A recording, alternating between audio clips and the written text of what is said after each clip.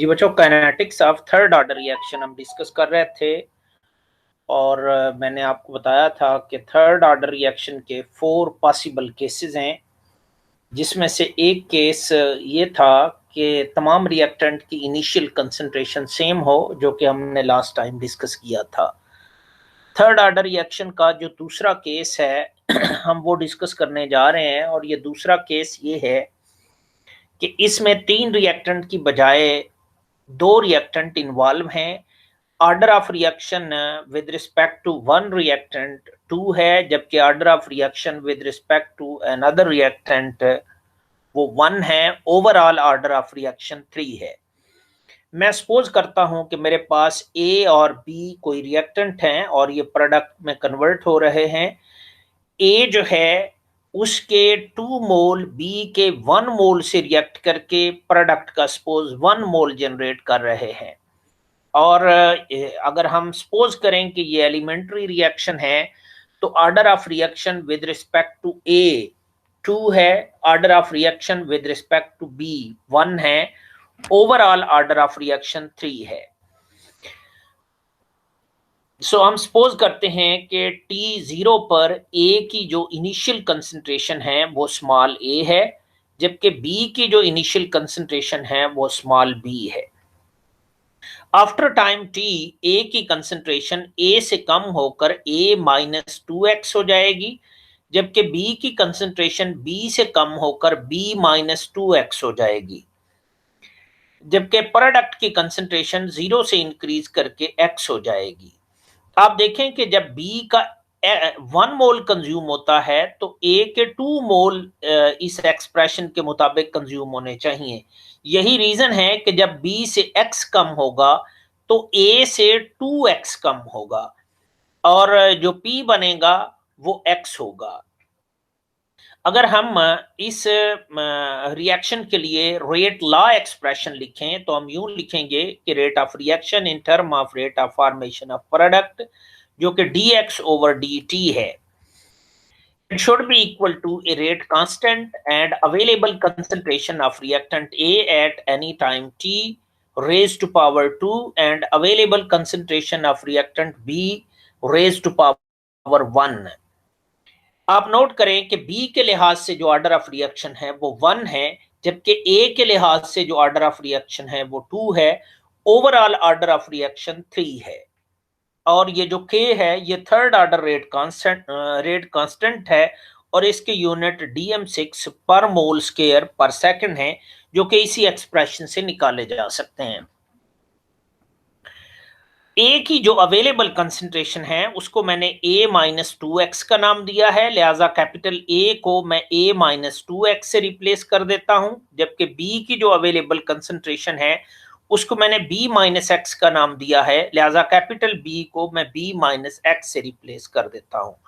यानी इस रिएक्शन के लिए जो रेट लॉ एक्सप्रेशन बनेगा वो ये होगा dx over dt is equal to k into a minus 2x raise to power 2 into b minus x.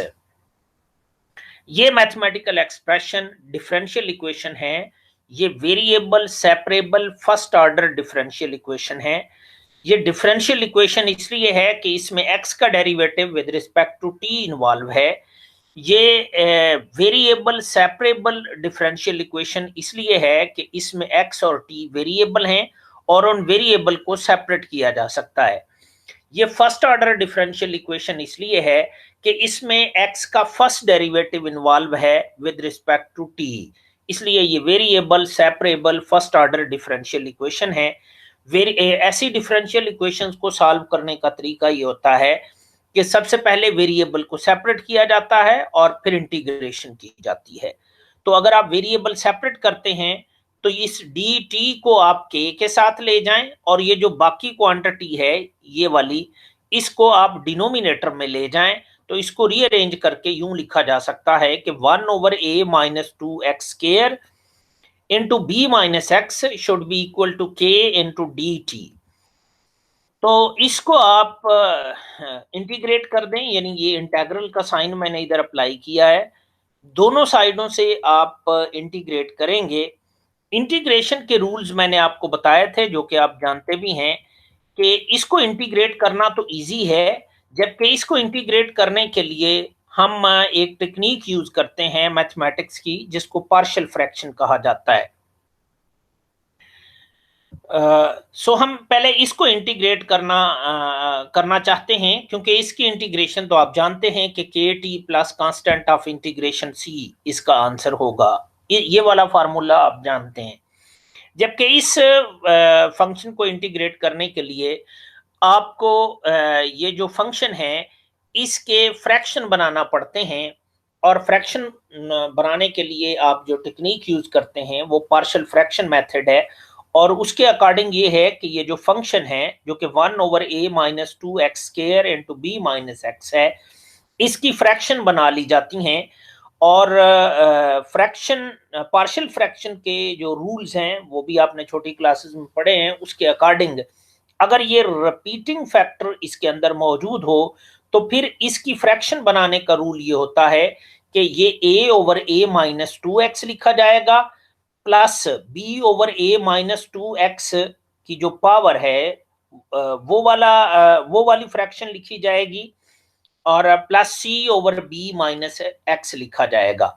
ये मैंने आपको बताया था कि ये जो a, b और c है ये कोई कांस्टेंट हैं, और इनकी वैल्यूज यहीं से निकाली जा सकती है। और वैल्यूज निकालने का तरीकाकार ये होता है कि ये जो डिनोमिनेटर है इसको आप दूसरी साइड पर ले जाएं, तो ये यहां पर भी मल्टीप्लाई होगा, ये यहां पर भी मल्टीप्लाई होगा, और ये c वाली टर्म के साथ भी मल्टीप्लाई होगा। तो मैं a-2x² into b minus x को अगर इधर a के साथ लिखता हूं तो ये a-2x² है और ये नीचे a-2x है। जब ये वाली वैल्यू आप यहां पर रखेंगे तो ये a-2x कैंसिल हो जाएगा और ये स्केयर कैंसिल हो जाएगा, तो ये a into a-2x into b minus x बनेगा। जबकि ये वाली वैल्यू, ये वाला प्रोडक्ट जब यहां पर मल्टीप्लाई होगा तो ये वाली वैल्यू और ये डिनोमिनेटर कैंसिल हो जाएंगे, तो b के साथ b माइनस एक्स आएगा। जबकि ये डिनोमिनेटर जब यहां पर मल्टीप्लाई होगा तो ये b minus x into b, ये b माइनस एक्स से कैंसिल हो जाएगा, तो c इंटू a-2x स्क्वायर रहेगा। अब अगर आप सी की वैल्यू, कैपिटल सी की वैल्यू निकालना चाहते हैं तो इसका एक तरीका ये हो सकता है कि आप b minus x equal to 0 put कर लें। अगर आप b minus x equal to 0 put करेंगे तो ये वाली टर्म भी 0 हो जाएगी और ये वाली टर्म भी 0 हो जाएगी। जबकि ये c इंटू a, ये जो b minus x equal to 0 आपने पुट किया है तो x is equal to b हो जाएगा, यानी a-2b⁻² रहेगा और ये इक्वल टू 1 होगा। यानी ये वाला एक्सप्रेशन यूं बनेगा। मैंने b माइनस एक्स भी 0 किया है और जो x है वो इक्वल टू b किया है, तो इसको सिंप्लीफाई करें तो ये c की जो वैल्यू आएगी वो 1/a-2b² होगी। जबकि a और b की वैल्यूज निकालने का तरीकाकार ये होता है कि आप के पास ये वाला जो ऊपर एक्सप्रेशन है, ये वाला एक्सप्रेशन, इसको आप मजीद ओपन कर लें। ओपन करने से मेरी मुराद ये है कि इस a को b से मल्टीप्लाई कर दें, इस a को माइनस एक्स से मल्टीप्लाई कर दें, -2x को b से मल्टीप्लाई कर दें, -2x को माइनस एक्स से मल्टीप्लाई कर दें, और ऐसे ही b को b into b minus x लिखेंगे, और ये a-2x का स्केयर है। यानी ये ऐसे है जैसा कि आप जानते हैं कि a माइनस बी का स्केयर हो तो वो a² प्लस b² -2ab के इक्वल होता है। तो इस स्केयर को आपने ओपन करना है और इनको आपस में मल्टीप्लाई करना है, तो फिर ये वाला एक्सप्रेशन यूं बनेगा। मैंने मल्टीप्लीकेशन की है तो ये वाला आंसर आएगा, और मैंने इधर स्केयर ओपन किया है तो फिर ये वाला आंसर आएगा। इधर +4x² आएगा। ये यहां पर मिस्टेक है, ये 4x² होगा, आप करेक्शन कर लें, और फिर ये इधर 4cx² आएगा। तो अब a को अंदर मल्टीप्लाई कर दें, इधर b को मल्टीप्लाई कर दें और यहां पर c को, कैपिटल C को अंदर मल्टीप्लाई कर दें, तो ये 1 इक्वल टू दिस आ जाएगा। जब आप ये ओपन कर लेंगे तो फिर एक्स स्क्वायर और x के कोफिशिएंट को आप कंपेयर करेंगे। आप नोट करें कि इस एक्सप्रेशन के अंदर एक्स स्क्वायर कहां कहां पर है। लेफ्ट साइड पर एक्स स्क्वायर नहीं है, लिहाजा उसका कोफिशिएंट 0 है। जबकि राइट साइड पर अगर मैं देखता हूं तो ये एक्स स्क्वायर है, इसका जो कोफिशिएंट है वो 2a है, वो मैंने इधर लिखा है। और आगे एक्स स्क्वायर यहां पर है, ये 4c है, इधर 4 था और ये 4c है, तो एक्स स्क्वायर का जो कोफिशिएंट है वो 4c है। यानी 0 is equal to 2a plus 4c। इसको फर्दर रीअरेंज करें तो 2a will be equal to -4c, जबकि यहां ये 2 और ये 4 इसको आप कैंसिल करेंगे तो a will be equal to -2c। जबकि c की वैल्यू आपने ये निकाली है, वो यहां पर पुट करें तो a will be equal to -2 over a -2b square. यानी आपने c की वैल्यू निकाल ली है और आपने a की वैल्यू निकाल ली है। b की वैल्यू निकालने के लिए आप इस एक्सप्रेशन में जो x के कोफिशिएंट हैं उनको आप कंपेयर कर लें। आप देखें कि x के कोफिशिएंट कौन कौन से हैं। लेफ्ट साइड पर x मौजूद नहीं, लिहाजा x का कोफिशिएंट 0 है। राइट साइड पर आप देखें कि x कहां कहां पर है, ये x है तो इसका कोफिशिएंट -a है, वो मैंने इधर लिखा है। जबकि इधर x मौजूद है तो इसका जो कोफिशिएंट है वो -2ab है, वो मैंने इधर लिखा है। फिर x यहां पर मौजूद है, यहां पर x का जो कोफिशिएंट है वो -b है, वो मैंने यहां पर लिखा है। फिर x यहां पर मौजूद है और यहां जो x का कोफिशिएंट है वो -4ca है, वो मैंने इधर लिखा है। तो इसको मैं फर्दर सिंप्लीफाई करता हूं।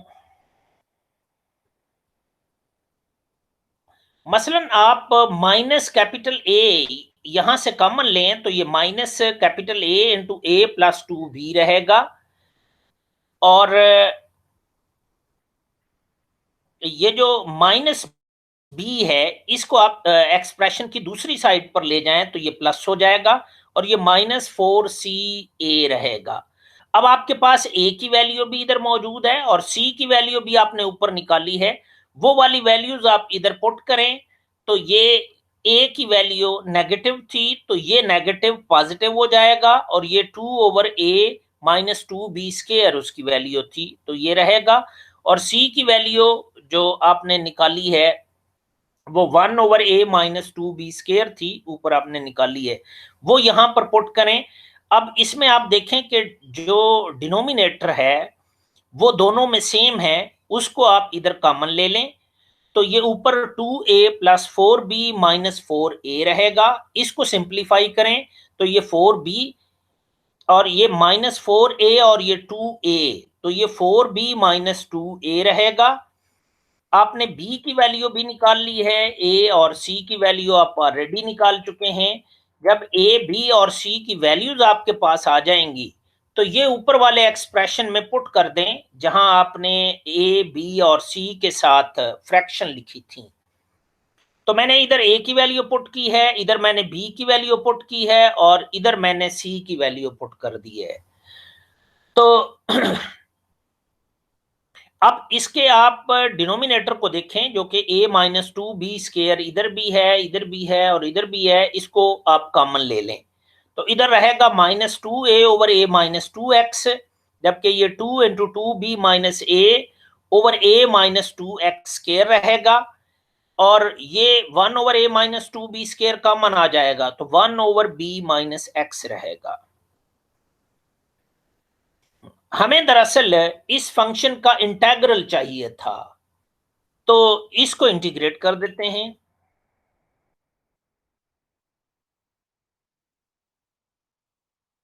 हमें इस फंक्शन का इंटेग्रल चाहिए था तो ये इसका भी इंटेग्रल होगा, ये दूसरी फ्रैक्शन का भी इंटेग्रल होगा और ये इसका भी इंटेग्रल होगा। अब हमने क्या किया है कि ऊपर वाले एक्सप्रेशन को आप देखें जरा,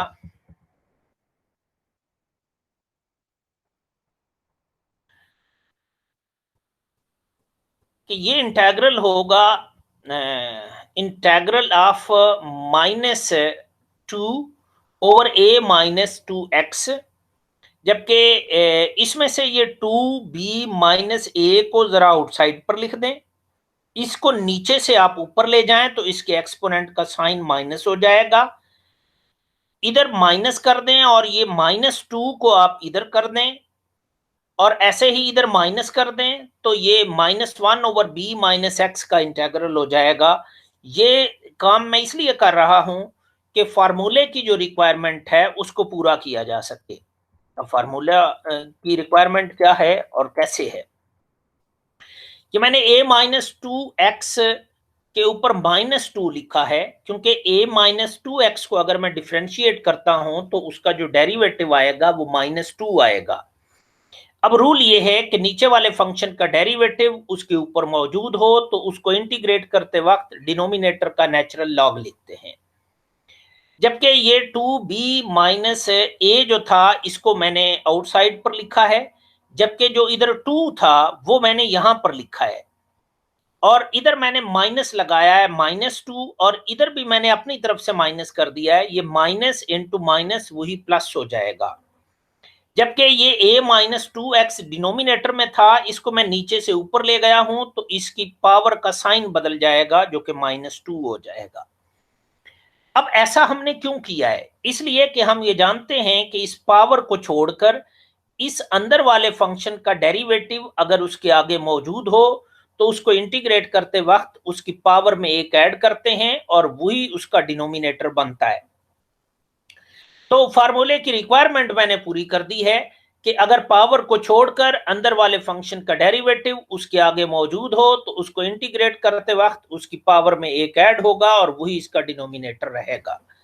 ये माइनस इंटू माइनस वही प्लस बनेगा जो ऊपर मौजूद था, लेकिन मैंने इधर भी माइनस लगाया और इधर भी माइनस, इसलिए कि ये b-x का जो डेरिवेटिव है वो -1 है, वो इसके ऊपर मौजूद होना चाहिए, ताकि अगर नीचे वाले फंक्शन का डेरिवेटिव उसके ऊपर मौजूद हो तो उसको इंटीग्रेट करते वक्त डिनोमिनेटर का नेचुरल लॉग लिखते हैं।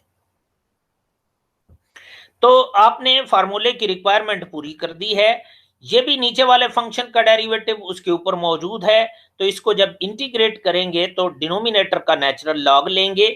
ये -2b-a मैंने ऐसा लिखा है, ये कांस्टेंट क्वांटिटी थी, जबकि इस फंक्शन की पावर को अगर मैं छोड़ दूं तो इस फंक्शन का जो डेरिवेटिव है वो इसके आगे मौजूद है, तो इसको इंटीग्रेट करते वक्त इसकी पावर में एक ऐड होगा और वही इसका डिनोमिनेटर बनेगा, तो मैंने ऐसा ही किया है। ये b-x का डेरिवेटिव -1 है, वो इसके ऊपर मौजूद है, तो इसको इंटीग्रेट करते वक्त डिनोमिनेटर का नेचुरल लॉग लिखते हैं। इसको आप सिंप्लीफाई कर दें, ये माइनस लॉग b-x है और ये log a-2x है, तो ये माइनस वाली जो log वाली टर्म है ये इसके डिनोमिनेटर में आ जाएगी, log a minus log b is equal to log a/b होता है, जबकि ये a-x की पावर -1 रहेगी और ये इधर -1 रहेगा, ये माइनस इंटू माइनस प्लस हो जाएगा और ये 2b-a रहेगा और ये a-x की पावर -1 थी तो ये ऊपर से नीचे लाएंगे तो इसके एक्सपोनेंट का साइन चेंज हो जाएगा। तो गोया के वो जो इंटेग्रल था लेफ्ट साइड पे उसकी जो वैल्यू आएगी वो ये बनेगी, ये वैल्यू आप पीछे वाले एक्सप्रेशन में जहां आपने डिफरेंशियल इक्वेशन लिखी थी वहां पर पुट करें। इसका इंटेग्रल आप ऑलरेडी जानते हैं कि केटी आएगा और इसको सिंप्लीफाई करें। जब आप ज़ायरा इंटीग्रेशन करते हैं तो कांस्टेंट ऑफ इंटीग्रेशन अपीयर होता है, मैंने आपको बताया था दोनों साइड पर अपीयर होगा, लेकिन वो चूंकि दोनों कांस्टेंट होंगे तो कांस्टेंट माइनस कांस्टेंट भी एक कांस्टेंट होगा, लिहाजा सी ए की साइड पर लगाएंगे जैसा कि इधर लगाया गया है। तो ये मैथमेटिकल एक्सप्रेशन आपके पास बनेगा। मैंने आपको बताया था कि सी की वैल्यू निकालने का तरीका ये होता है कि उसके लिए हम इनिशियल कंडीशन यूज करते हैं। अब इनिशियल कंडीशंस क्या थी, जब रिएक्शन स्टार्ट नहीं हुआ, T 0 था, तो प्रोडक्ट की कंसंट्रेशन 0 थी, या रिएक्टेंट की वो कंसंट्रेशन 0 थी जो प्रोडक्ट में कन्वर्ट हुई है, यानी T 0 तो X 0। ये कंडीशन आप ऊपर अप्लाई कर दें। ये कंडीशन आप इधर अप्लाई करेंगे, जहां X है वहां 0 कर दें, जहां T है वहां 0 कर दें, तो C की ये वैल्यू आ जाएगी। C की ये वैल्यू आप इस एक्सप्रेशन में यहां पर पुट कर दें, तो फिर ये ऊपर वाला एक्सप्रेशन यूं बनेगा। C की जस्ट वैल्यू मैंने इधर पुट की है, और ये जो C की वैल्यू मैंने इधर पुट की थी, इसको मैं दूसरी साइड पर ले जाऊंगा तो ये माइनस हो जाएगी। इसमें से 1/a-2 b स्क्वायर इधर भी है, इधर भी है, इसको मैं कॉमन ले लूंगा। बाकी को आप सिंप्लीफाई करेंगे तो ये अल्टीमेटली जो एक्सप्रेशन बनेगा वो ये आएगा। और इसमें से ये a-2b स्क्वायर इधर डिनोमिनेटर में है, इसको दूसरी साइड पर ले जाएंगे तो ये मल्टीप्लाई होगा, और ये mathematical expression equation of straight line होगी पासिंग थ्रू द ओरिजिन, जिसमें यहां से लेकर यहां तक ये जो है ये डिपेंडेंट वेरिएबल y होगा, ये जो t है ये इंडिपेंडेंट वेरिएबल x होगा, और ये t के साथ a-2b स्केयर इनटू k जो है वो इस प्लॉट की स्लोप होगी। अगर मैं इसको as a function of t plot करता हूं तो इस प्लॉट की जो स्लोप है वो a-2b स्केयर इनटू k के इक्वल आएगी।